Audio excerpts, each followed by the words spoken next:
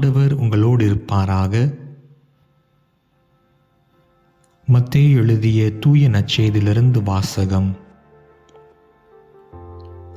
அவர்கள் சென்ற பின் பேய் பிடித்து பேச்சிழந்த ஒருவரை சிலர் அவரிடம் கொண்டு வந்தனர். பேயை அவர் ஓட்டியதும் பேச இயலாத அவர் பேசினார். மக்கள் கூட்டத்தினர் வியப்புற்று, இஸ்ரேலில் இப்படி ஒருபோதும் கண்டதில்லை என்றனர்.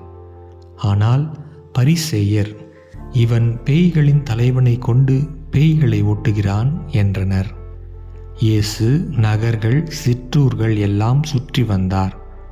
எங்கும் அவர்களுடைய தொழுகை கூடங்களில் கற்பித்தார்.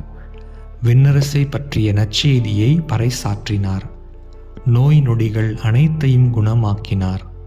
திரண்டிருந்த மக்களை அவர் கண்டபோது அவர்கள் மேல் பரிவு கொண்டார். அவர்கள் ஆயிரில்லா ஆடுகளைப் போல அலைக்கழிக்கப்பட்டு சோர்ந்து காணப்பட்டார்கள். அப்பொழுது அவர் தம் சீடரை நோக்கி, அறுவடை மிகுதி, வேலையாட்களோ குறைவு.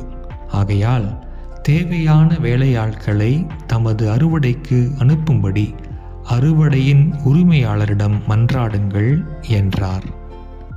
ஆண்டவரின் அருள்வாக்கு.